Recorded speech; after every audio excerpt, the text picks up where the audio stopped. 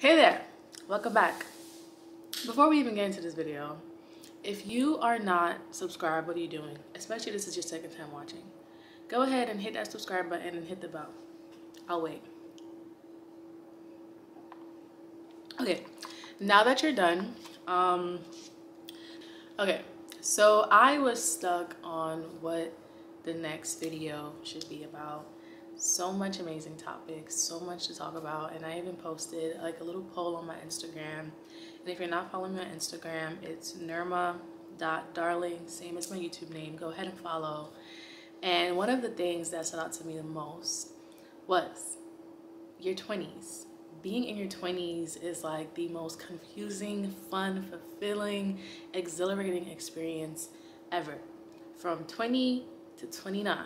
Shoot, we might as well just throw 30 in there, because I mean a lot of 30-year-olds that's like, it's literally the same thing, you just have more money. So with that being said, one of the ideas that I had for this video was to kind of do like a 10 things to start or stop doing in your 20s. And of course, if you're about to be 20, if you're 18, 19, 16, 15, and you kind of want to get a head start, 100% watch this video and let's get into it. Number one on the list is to get a therapist. Now, I know like a lot of people have been on that wave of like understanding that self-care, mental health, and all those type of stuff are important, and I think that is great. Now, it is the step of actually getting a therapist that sometimes bothers people and make them feel like, okay, well, there's got to be something wrong with me, right? And this is something that I had to learn myself. I got my first therapist when I was 19. Yeah, I was 19, and it has helped me out a lot, especially now that I'm 22. I feel like it kind of helped me to understand more things. And if I didn't get a therapist at 19, I probably would have been a little bit further back. Your friends, your family, and your partner are not your therapist. Just always remember that. That's one thing that is really, really crucial when you're stepping into that 20s mark, is to understand that friends are friends, family is family, partners are partners, therapists are therapists. So please don't go dumping all of your issues on people.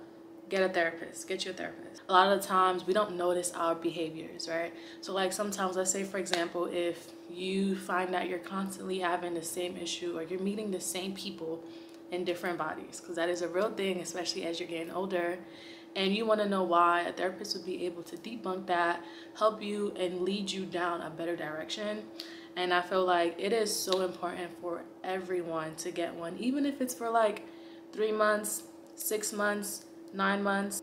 Like, you know, you have the preference of picking your therapist. And I think it's also important to remember that like you can interview your therapist. So that means that, like, let's say for example, you are in the process of looking for a therapist. It's just like apartment hunting or looking for a car. You're looking through these therapists. You can tell them like off the back, day one, this is what I'm looking for, this is what I want, this is what I don't want. Maybe have 3 sessions with them. If they're not meeting your needs, clip it and you go on to the next therapist until you find the one that's right for you. Just know you never have to stick with a therapist if they're not doing their job right. I had one therapist before, and like I felt like I was talking to a friend, like she wasn't helping me, and I was just like, this is not gonna work out. I think we had like 2 meetings. So always remember, you can interview your therapist, and you know, it's all in your hand, because at the end of the day you are paying and the services are being provided to you. Number 2 is to create a solid friend group. Now this is the most important thing ever. Obviously I know like people be like, no new friends, da da da. No, it is a-okay to get new friends, okay? We are forever changing, forever becoming new beings. Meaning that, you know, you could have been in the past a party girl, and now you're a little bit of a chill girl, right? And all your friends are party people. Now you got to make that transition like, okay, well, I want some new friends. I need to find people who are more like me. So definitely go out there and make some new friends. Another thing that I did a few months ago was that in my journal, I wrote down the names of like everyone in my life in terms of friends, and like how we connect, why we connect, pros and cons. And I know this sounds like psychotic. It's really not. I did it to help me understand like who I want in my life and who I see in the future, because realistically your 20s go by fast. I'm 22 now. I feel like I was 18 the other day. Like it's so crazy, and I'm about to be 23 in December, Sagittarius, right? So just understanding who people are and where they are in your life, your close friends, your not so close friends, your acquaintances, you know, like that is so key and so important. And with making new friends, I would also say to like learn how to set boundaries with your friends. You know, as you get older, you start having more responsibilities, whether it's school, family, work, personal, adulting. Adulting is not easy. So setting boundaries with your friends, like let's say for example, Thursdays for sure is the day that you study. You cannot go out. And if your friend asks you, hey, can we go out Thursday? Sayonara, I can't go out. That is the day that I study. Respect that boundary. But what I started doing is going to classes. So like I went to a yoga class and I met like a few people there. We all have similar interests. I would go to like the park and have picnics and stuff, and like I'd meet people there. Coffee shops are a great place, you know, just remaining open. I wouldn't suggest meeting friends online, just because like I feel like the connection is not as authentic as like meeting like a friend in person. And then I meet friends from friends of friends, you know what I'm saying? So like definitely making new friends and understanding like who they are in your life, why they're in your life, and where they are in your life, and if you see a future with them or not. So important. And remember to date your friends in the sense of like getting to know them. Like if you're building a relationship with a friend, you know, gradually get to know them. Don't rush into it. Coffee date maybe, movie, see who they are, their mindset, what's their goals, does it align with you? If it doesn't, that's okay as well. But just making sure that like you're vetting your friends the same way you vet your partners, like that is so important, especially as you're aging. Anyway, I'm literally doing this on my break. I have a break from 12 to 1 because I work from home. And I was like, let me film this because it's been like 10 days. And I've been so swamped with like work and like trying to pack orders. So I got y'all. So 3 is get a support team. Now, this part is very crucial and very important to notice. Before I said to get a friend circle and a support team. Now, your friend circle can be a support team. That is 100% fine. But I think it's also important to know that with support teams and or mentors, look into your avenue, what you're doing, and have those people be your support team. Let's say, for example, you are into painting, right? You're a painter and your friends are not really that creative, right? Their chances of supporting you will kind of be a little different versus someone who actually is a painter. Same thing goes for if you're a gamer, right? And like your friends are not gamers, so they would not understand your gamer world. Versus like having a support circle in that realm, they would be able to understand. And with that support circle, I would also go into like having mentorship is so important and is so key. So let's say, for example, if you are in school, right? You're studying psychology. Now, I know classes are online.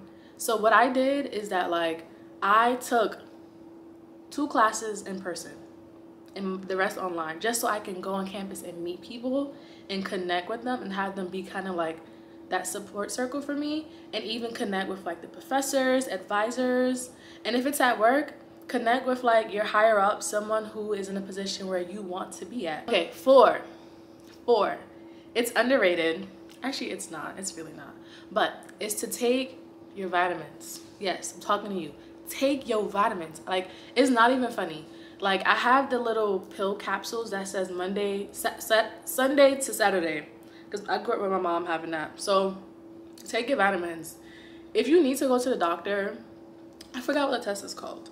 But they do a test to see what you're lacking, right? Then you get all of those supplements, okay?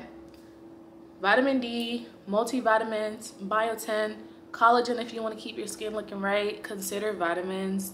They will help you out so much, and they will also help out your mental health.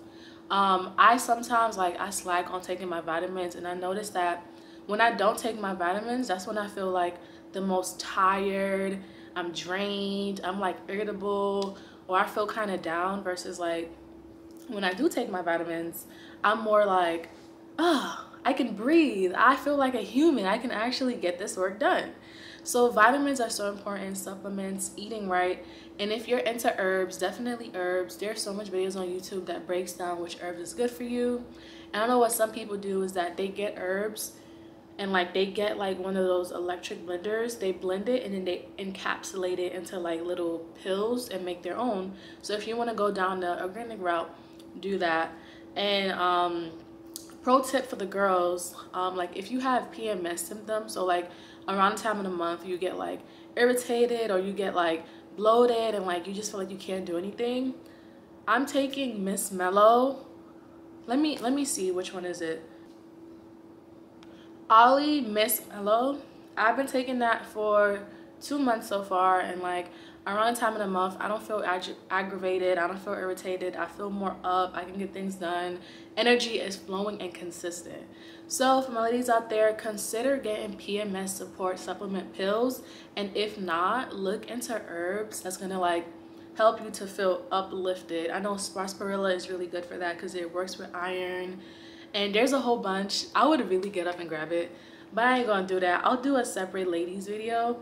If you guys want that, comment down below, and then, you know, I'll consider making a video about like supplements for the girls and like how to take care of yourself to keep you like consistent. Okay, so the fifth one is to think about your short-term goals and long-term goals and micro goals. So this is really interesting because according to like scientists and stuff, 25 is when your frontal cortex develop, and at then you're thinking long term. So like my friend, literally, she turned 25 a few months ago, and like the day of her birthday she was just dropping mad stuff, and I was like, damn girl, like you woke up different. And like everybody who like hits 25, they just think completely different. I'm not there yet, which is okay. I'm not rushing it, no rush. But think micro, small term, and long term goals. So like micro could be something like, I want to take my vitamins every day. And then short term, let's say I'll build a consistent routine, and then long term I'll be a healthier individual overall. So you can see how like they all connect. Let's say, for example, micro goal might be like, I want to get on the road every day for 2 hours and drive.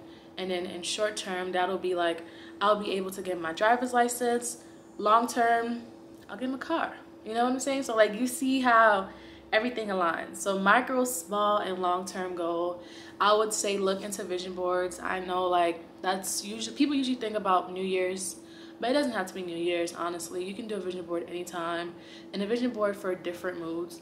Like let's say, for example, well, different goals. You can do like a school vision board. So like let's say if you're gonna graduate, or if you're like in your master's program or something like that, you can make a vision board with like maybe cap and gowns, your average, you know, like the trip you're gonna take after you graduate. Or if you're in a job, you can do a vision board for like the position you want to be at, the salary you want to make, how you want to feel, how you want to impact people.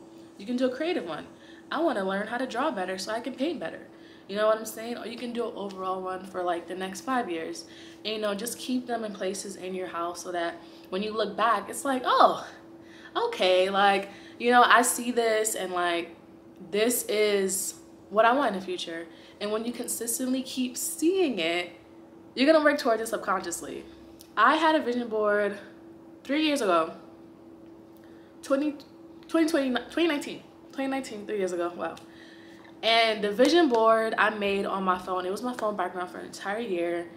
And the other day, which was like 3 months ago, I was looking at the vision board, and like most of the stuff that I put on there came true. So all I'm saying is they work. If you're constantly looking at it, you're gonna put the effort to work on it. 6 is don't be too hard on yourself. Now, I know in the 20s age range, we have so much pressure on us, and it is a transition from being a raging teenager, So it's that, and going over to adulthood and being stable and having stability, having your stuff together, and be easy on yourself. Like the other day, I had like a friend's picnic, and one of the things that like a lot of people could agree on is that like, you know, like the money is not there, you know, and we're all in our 20s, and like sometimes when you sit down and you speak to people in your age and you realize that like your struggles are very common. Like it's nothing new. It's not just you going through it. You'll kind of want to take a step back and relax a little bit. Your 20s is supposed to be filled with fun, learning, and adventure.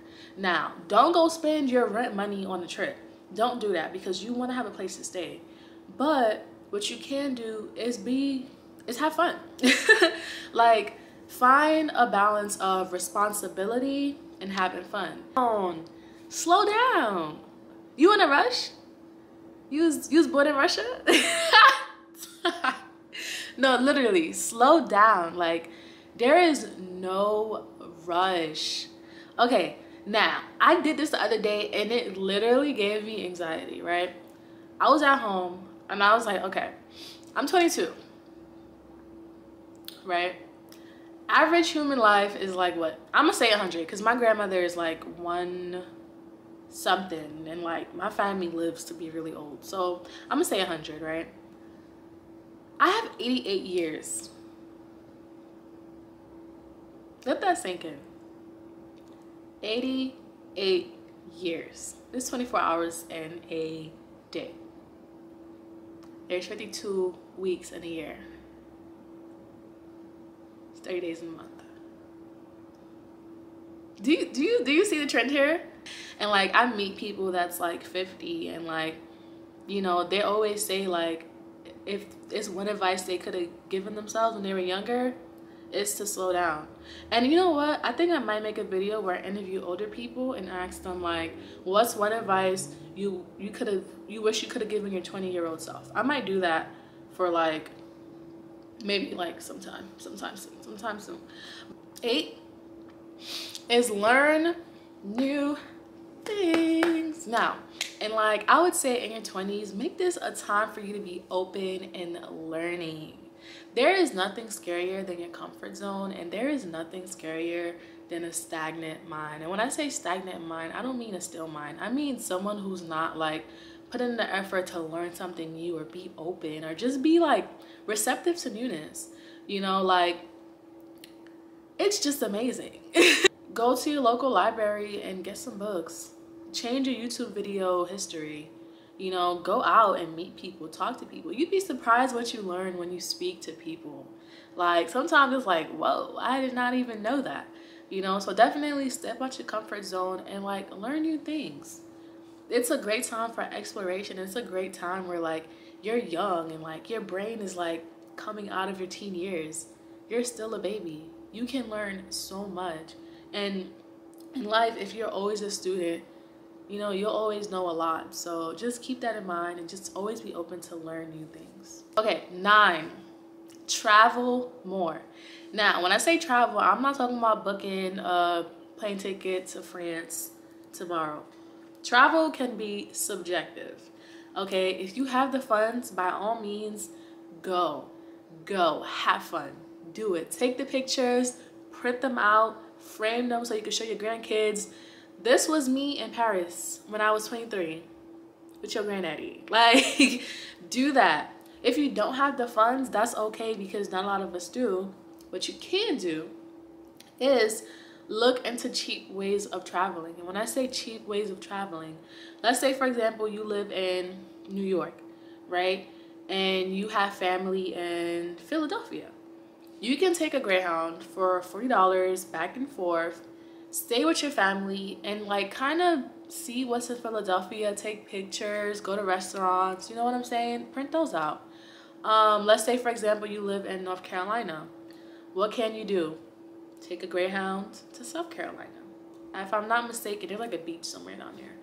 But be open to travel. And if you're not thinking outside of states, travel in your city. Like, I'm pretty sure there's so much things you haven't done in your city where I reside in. So it's like, You know, like, look into traveling. Sometimes traveling could just be you grabbing a book, grabbing a blanket, going to the park, reading it, looking at the flowers, looking at the trails. Or it can be you going to your local coffee shop, your local restaurant, sitting down and chilling. Maybe going to a new part of town that you've never been to. Like, traveling can be subjective. If you don't have the funds, look at cheap ways you can travel. I can also make a video about that because in 2020, I was a queen of inexpensive travel. Okay, it was very fun, and I plan to go to New Orleans sometime in the next upcoming months, and best believe I do love me an inexpensive trip. Last but not least is to enjoy life. Now, enjoy life. As simple as that. It's literally the smallest things, and it could be the smallest things. Like the other day, I bought a can of boba tea, but I didn't know there was boba at the bottom, and I poured it into a cup, and like the boba came out, and that was the happiest moment of my day. Like, that was the happiest moment of my day. A pleasant surprise. So enjoy your life. Going out, meeting up with friends. You know, sometimes it's okay to say yes to going out with friends if you like them, you know, if they're cool. 100%. If you're in a transition period, I would say no. But, you know, go out with friends, plan events. I will plan an event. Listen, when it comes to events, if I want to have a good time, I am the main one. What y'all doing? Okay, well, Saturday at this time, we're all gonna be here. You should come. And I'm not an extrovert at all. Like, I'm not an extrovert, but plan things, have fun, like, enjoy life. It's so simple, you know, and you have to find what you enjoy. You know, what do you like to do? If you like staying home, playing video games, do that. Not all the time though, but do that. If you like plants, go plant shopping. Go spend some time in nature. If you like dancing, put on some music and dance. Let loose, live life. Don't be a brick. At this point, I'm just chatting. But regardless, the 10th thing is to live life. And honestly, thank you all for watching. If you watch all the way to the end, I appreciate you. Please subscribe and drop video suggestions down in the comments, and I look forward to seeing you all again. Peace. I'm Nerma Darling, and I'm always here for a chat.